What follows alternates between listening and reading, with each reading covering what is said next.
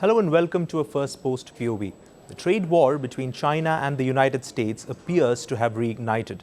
Just a couple of days ago, US President Donald Trump threatened to impose 100% tariffs on all Chinese imports. And this came shortly after Beijing expanded their curbs on rare earth exports. Now, China, of course, has rejected Trump's demands and said that they will absolutely fight till the end if a trade war actually breaks out. Now, all of this is a bit surprising because it comes in the middle of talks. Both China and the United States were trying to reach a trade deal, and then out of the blue, the trade war appears to have reignited. The question is, what went wrong? Let me try to understand that with my guest, Mr. Ben Aris, who's the editor-in-chief of BNE IntelliNews. Thank you so much for speaking to us on Firstpost, sir. My pleasure. Let's talk about what possibly triggered this latest round of escalations in trade between the two countries. Was it what China did with the rare earths, or was it something the American side did even before that? I think it goes back to Trump's general approach to running the trade policy of the US that, previously you had partners and traded mutual benefits. However, what's changed is that Trump has introduced this transactional model whereby he just looks at things like deficits and he says that we've been losing money to China because, we're importing more than we export to them. And so they're going to be made to pay by putting on duties. But it's a very, very simplistic model of trade because, it ignores the benefits in so much as the American public is better off if their phones are made in China, then they cost whatever it is, $60. And if they try to make the same phone in the States, the cost of labor is such that it costs $2,000. And so you benefit from this. But he's just looking at the bottom line. And the problem that the States faces is that manufacturing as an industry, as a share of GDP, has absolutely collapsed in the last 20 years because of this globalization, because of this export of cheap labor to take advantage of cheap labor elsewhere.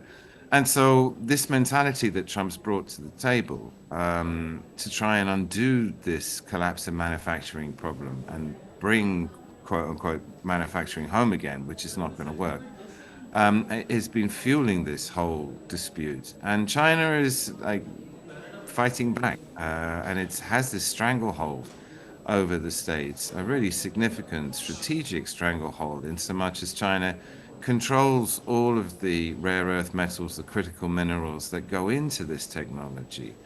And so now it's threatening, it introduced the export controls before as a warning, but was issuing licenses. And now they're talking about tightening that and basically cutting America off from the supply of all these materials it needs to make everything from wind turbines to mobile phones to weapons. And so China is digging its heels in. It's not going to be bullied. And it said, Xi Jinping said yesterday that if you want a trade war, we will fight to the end. He will cut the US off from these critical minerals entirely. And then all chaos will break out. Right. You mentioned those rare earth minerals there, and they seem to form the crux of the disagreement right now. China controls some 90% of the processing and 70% of the mining of these minerals, and that's clearly a big trump card for China in these negotiations. But beyond that, where can they press Donald Trump? What are the other vulnerabilities in the US supply chain that they could exploit when it comes to talks on a trade deal? I think they're focused on the rare earths in so much as they've been preparing for this for at least a decade, if not two. That China identified that these rare earth minerals, which it doesn't have any of its own. It's very few. That it's what it's done is it's invested in countries like in Africa and South America where these things exist. And the key is to process these minerals is extremely difficult. It's dirty, it produces thorium, a radioactive isotope, so the pollutants are significant, and you need huge economies of scale in order to get these things, out into pure form. And nobody else has invested in the processing. Lots of people have minerals, have the rare earths, but the cost of setting up the processing is exorbitant. And because China has got this stranglehold, because it's made those investments, it gives it an extremely powerful lever over the States. And of course it trades, it produces a lot of cheap things, like I mentioned, iPhones already, And these are other levers that China can pull. But the rare earths is the killer because the entire US tech sector is entirely dependent on these rare earths. They can't make anything. They can't make, EVs, electric vehicles, without them. And so it's the trump card, and China is now threatening to play it. Right. Now, the last couple of days was a bit of a roller coaster when it came to Trump's negotiation, because we saw that very long Truth Social post from him in which he absolutely lashed out at China, threatened 100% tariffs, called this move unheard of or unseen in trade history. But then a couple of hours later, he posts another tweet saying, "Don't worry about China. We've got that figured out. President Xi was just having a bit of a moment and we've sorted it out." What do you think explains this sort of a mood swing in the president's negotiation, where he's absolutely raising the stakes at one point and then comes down and says it was just a brief moment, we're all fine now?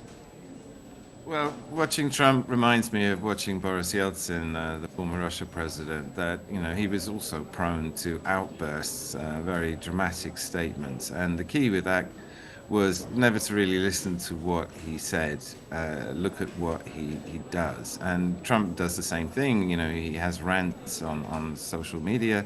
But it's a mistake, I think, to try and read too much. None of this is planned. I think it's rather whimsical on his part.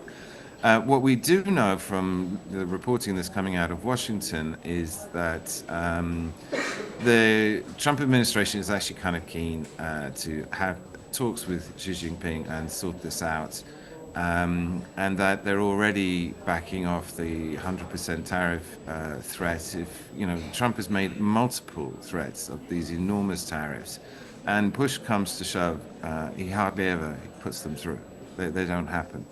So in that sense, you can see it as a negotiating tactic from, the deal maker in chief that Trump likes to see himself. And he makes these threats, these exorbitant numbers, but push comes to shove, he's looking to do a deal in the classic sense, so there'll be compromises of some sort. And I think given the enormity of the trade war, the impact, the damage that would do if we actually went to 100% extra duties on China, and the damage that would do to the American economy, I don't think we're going to get that far. So I think yet again there's going to be a compromise. And the two men are due to meet at the beginning of November on the edge of the APEC meeting. And that meeting, as far as we know, is still on, although it looks in danger. And so I think, again, what we're hearing from Washington is that they're already back to channel talks, trying to calm things down and to thrash out the bones of a workable trade deal. So Right. We'll see what happens.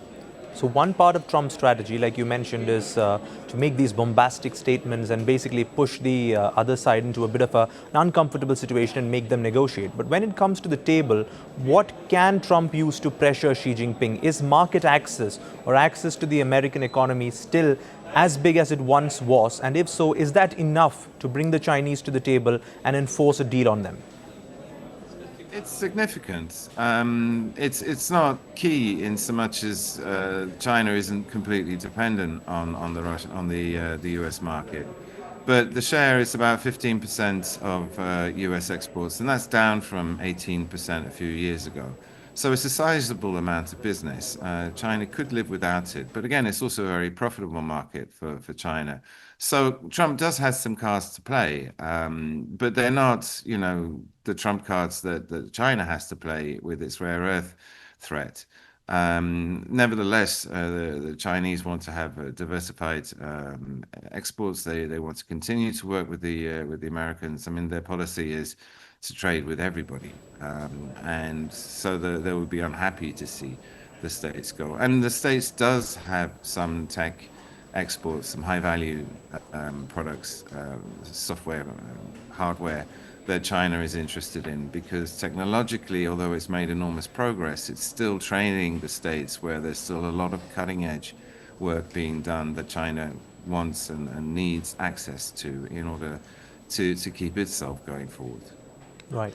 Well, like you mentioned, there are some crucial talks lined up towards the end of this month or perhaps the beginning of the next one is when President Donald Trump is expected to meet Xi. hopefully they can sort out some of the confusions or miscommunication there. But are you confident that they can thrash out at least the outlines of a deal by then, or will we see this November 10 deadline, which is when the tariffs are supposed to kick in, be extended once again? It started all the way back in April, and we've seen repeated extensions. Are you foreseeing another one? Yes, as I said, at the end of the day, Trump has imposed, all of these enormous tariffs that he's threatened people with, starting with the Liberation Day. He's actually put very, very few of them into place. And it's going to be like the EU deal, where the EU was holding out for the minimum 10%, ended up conceding 15%, which is kind of painful. But von der Leyen, the Commission president, accepted that. And I think Trump's looking for a similar sort of deal with China. I think China is going to be much harder to negotiate with because it has other choices of who it can trade with. And it has better cards than the Americans do in this negotiation. Nevertheless, there should be some sort of compromise. And I think that what we'll see is if we get to the talks in 1st of November, and there's no deal done, that there'll be another extension, that the White House will come up with new ideas about how to organize this, because so far the Chinese have very successfully resisted all of Trump's demands for all of these high tariffs. And they're taking a hard line. It's like Xi Jinping said. I mean, when he says something, you listen to him, and he said, we will fight this to the end. And they are prepared to take economic pain. And being a communist, centralized, top-down administration, Xi Jinping can just order that and just say, right, everyone has to suffer a bit and take the cost if we're going to fight this, because we're China and we're not going to be bullied by the states in any way, shape, or form. From what you've seen so far, what do you make of Trump's approach to the Chinese? Because he's used all these curbs, especially on chips and technology, to try and bring them to the table on trade talks. Is it just about the trade, or do you see him expand on this to perhaps de-risk or decouple from the Chinese economy? Are all these pressure moves just about a trade deal, or is there a larger strategic realignment that Trump is leading, where he wants to decouple the Americans from the Chinese? I'm not sure he's that deep a thinker. I don't think he has a strategy, like grand strategy like that. I mean, he's focused on the details, and his whole Liberation Day tariff regime was just basically taking the deficit any country ran with the US and cutting that number in half, and then sends the duty, which makes no economic sense whatsoever. And I think he's more about like showing himself to be a deal maker. He's made a big fuss about the wars that he's ended, and with some success, one must say. I think on the trade thing, it's a lot more complicated. And as I say, he's not addressing the fundamental problem with the States, which is the collapse of manufacturing. It's all been exported to lower cost countries, and that's the way globalization works now. We're in a new world, and he's trying to reintroduce this 19th century mercantile cost accounting with balance sheet to reduce the deficit that they have with other people, and the way out of that is to continue to invest in technology, to be a leader in that, and produce ever more valuable goods, which the Americans are very good at. So I think he's fundamentally misunderstood what the goal should be here, and that puts the Chinese in a difficult position, puts everyone in a difficult position, because they have to deal with this. And as I say, the EU have compromised and agreed to 15% tariffs, and other countries have got away with less. Ironically, Russia is one of the few countries that has 0 tariffs on it. But then they've stopped trading with the States altogether. And actually, at the end of the day, that's the option. If Trump continues to be difficult, like with these tariffs, then people will just stop trading with the States and go elsewhere. And they are actively, all the global South countries now, building up trade relations, diversifying away from the state. You can see that in the reduction in the use of the dollar, which has been noticeable and accelerating. So I think in the long term, Trump is actually doing enormous damage to the American economy, which it will never fully recover from.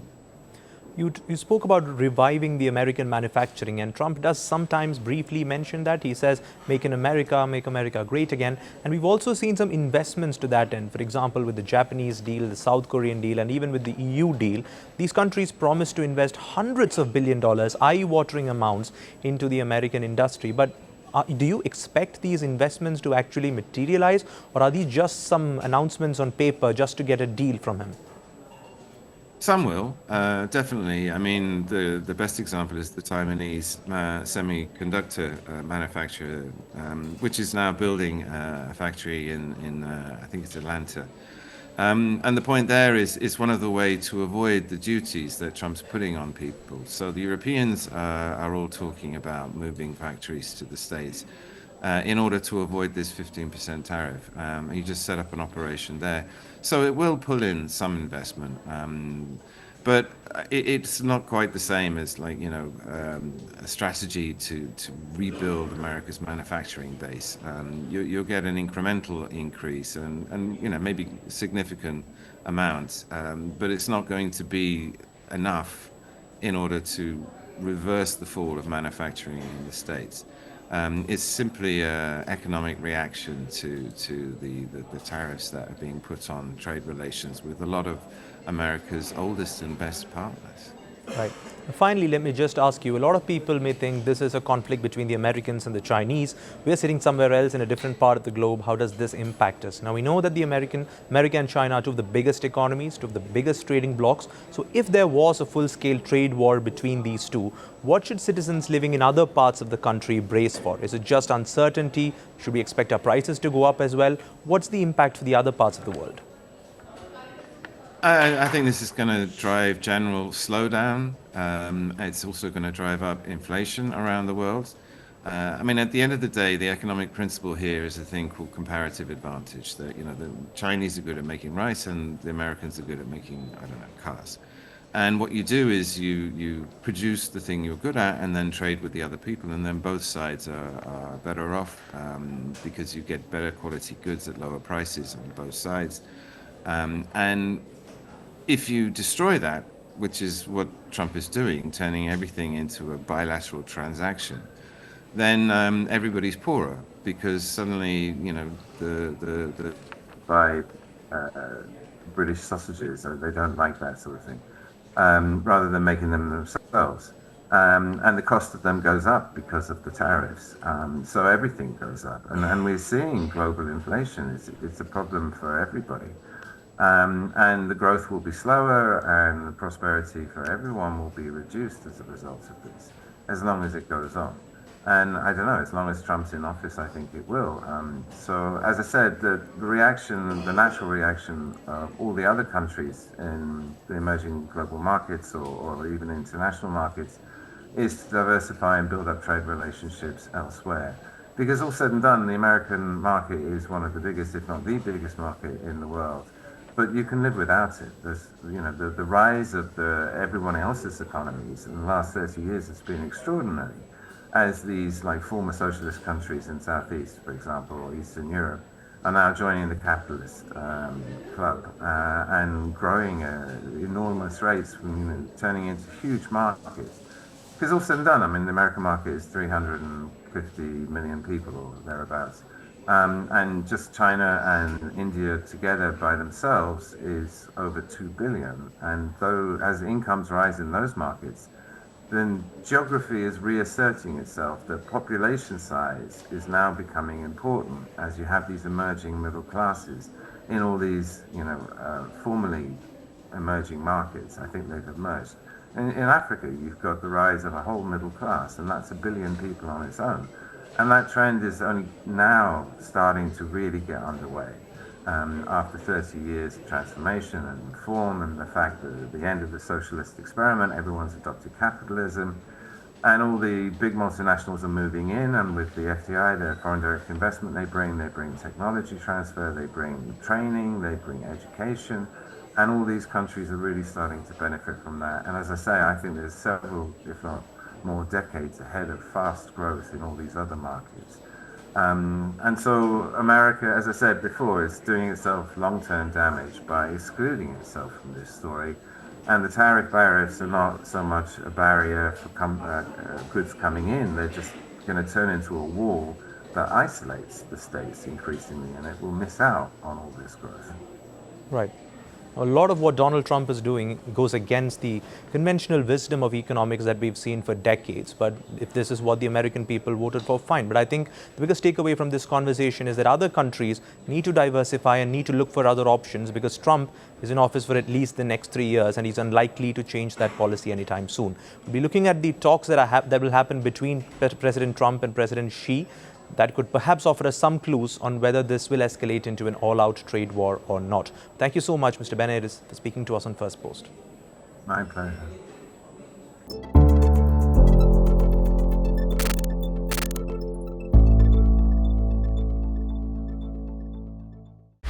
Want the facts? The latest developments? News that gets straight to the point. Well, we've got all three just for you. This is Firstpost Live, a brand new show, your window into what really matters. Don't miss it.